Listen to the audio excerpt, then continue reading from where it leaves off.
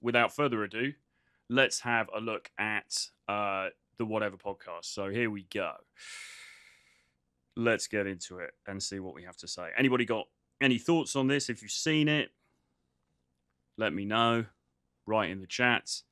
And we will get into this. It's just quite interesting because obviously welcome to the there's this whole conversation going on with the tradcons, the Christ pill and all that kind of stuff. Oh, and actually, I'll tell you what, before we even do that, before we even do that, let's just actually have a look at something else because I actually did a video about Charlie Kirk a few weeks ago, right? Because Charlie Kirk, if you don't know, is the founder and CEO of Turning Point USA, which is a big conservative sort of lobbying group, I suppose you could call them.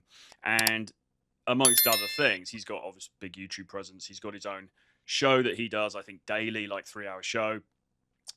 He's a speaker, he's a thinker, he's a conservative activist, very prominent figure in that sphere.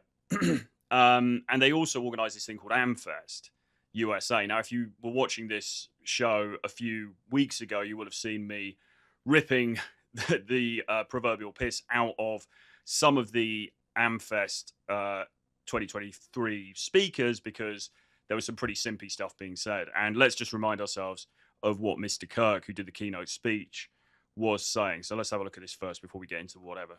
Things that I want to make sure I mention. If you're a young person here and you say, boy, what do I want to do for my life?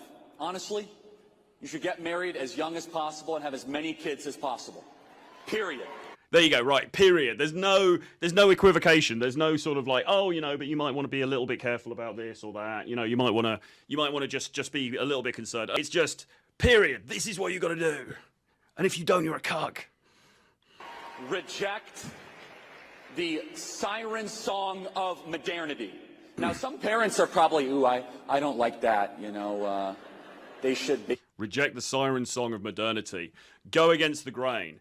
Sorry, this is a little bit meta, isn't it? Because now we've got me commenting on someone else's video, which is even more meta than what I was talking about yesterday, which is commenting on somebody else commenting on another video. But just to sort of set the scene, this is what he was saying. I think it was the back end of last year. I think it was December, actually. He's basically saying, have more kids than you can afford, etc. I did this, it was a live stream, and I clipped a video from it basically saying, he gives terrible advice to the youth, etc., etc. I mean, so you can see where he's coming from.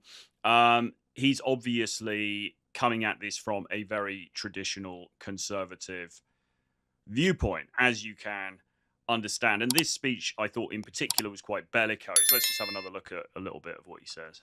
And actually, what we're going to see a little bit later is on Hinder and swipes wound up a bit.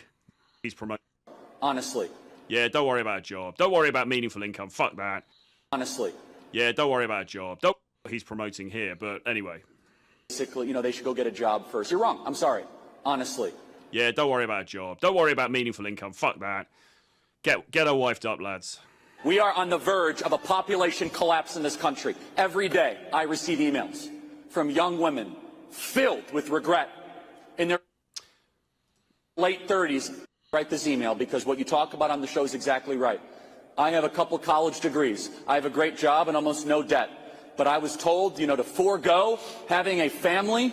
But now I'm looking around and I have a lot of cats.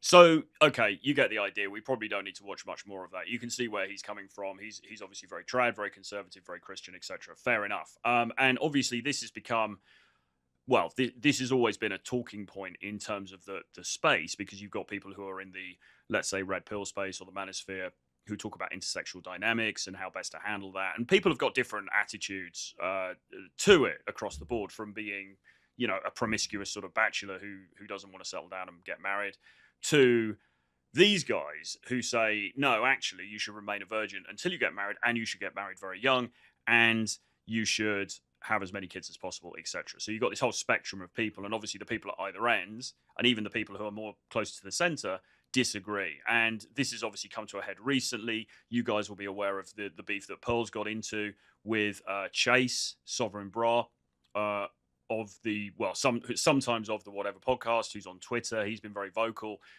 recently about what he calls the Christ pill. He's been slating Myron from Fresh and Fit and basically saying Myron's evil and degenerate for promoting promiscuity and blah, blah, blah.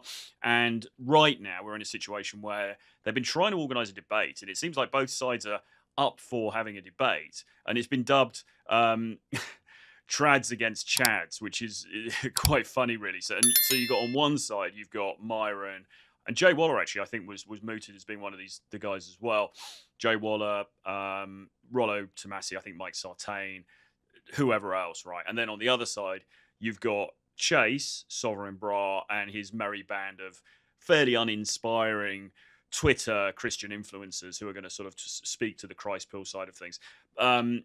There's a scheduling problem at the moment because Chase is saying he needs to stay in wherever it is he lives. I think Santa Barbara, because he's looking after an elderly relative. He can't come to Miami. Myron doesn't want to do it at the whatever studio, so they've come to an impasse at the moment. Hopefully that debate takes place. I would be really interested to see that. I think a lot of us would. We'll all be getting the popcorn out and enjoying that because it's kind of interesting. It's kind of spicy if you're in this space and you've kind of got a bit of vested interest. Some of the people. But as I said on Twitter earlier, ultimately, I don't think it's really going to be very valuable because the problem with these Christ pill guys is they don't really have a solution. They don't really have any actionable solution other than just do what chumps have done for thousands of years, which is get married, have a bunch of kids that maybe you can afford, maybe you can't, do the sign of the cross and just kind of hope for the best. I mean, that's really their best solution. The solution always comes down to, well, God will, protect you. God, Christ will, look out for your best interests. And that's kind of it. And of course, the counter argument to that is, yes, but what about the divorce rate? What about the family courts? What about the fact that guys are getting hauled over the coals, et cetera, et cetera? So there's this schism in the space at the moment between these very traditional, very Christian right-wing people and these other people that they all dub as being degenerates. Myself included, actually. I have the distinction of having been called publicly a degenerate by Chase, by Sovereign Bra. So it's good to know that in his eyes, I have reached that accolade. But I'm not alone. Obviously, he said it about Myron. He said it about, he talks about Pearl promoting degeneracy. Anybody else who doesn't agree with him basically is evil and a degenerate. Okay. And that's a problem in itself. But anyway, so Charlie Kirk I don't know that they know each other, but they're certainly on the same side of the conversation, if that makes sense.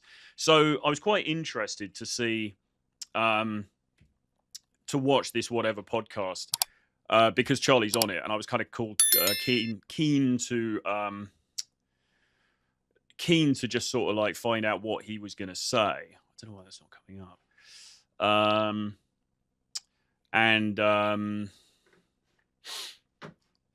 Yeah, I was keen to find out what he was going to say and sort of break it down, really. Let me just try this again. Actually, though, and I have to say, in all fairness, the thing with this is, Charlie on this episode of whatever is actually pretty graceful about stuff. He's actually pretty fair and open-handed. And I have to say that. And I'm not a fan of this ultra trad, kind of Christian kind of proselytizing thing. But to be fair, I mean, the dude he's pretty chill. Okay. He does allow the women to talk. He doesn't judge people. And one of my biggest problems with people in this space on that side of things, these Christian trad people, is they seem to be incredibly judgmental, and they'll just yell at people and call everybody evil. Everybody's this kind of subhuman except for them. And it just seems somehow to be contrary to what you would think Christianity ought to be about. You know what I'm saying? Charlie Kirk, to be fair, doesn't do that, or he doesn't do that here anyway. He's a lot more chill even than in that speech, and I think that's to his credit, really. But there's still some interesting stuff that comes out of it.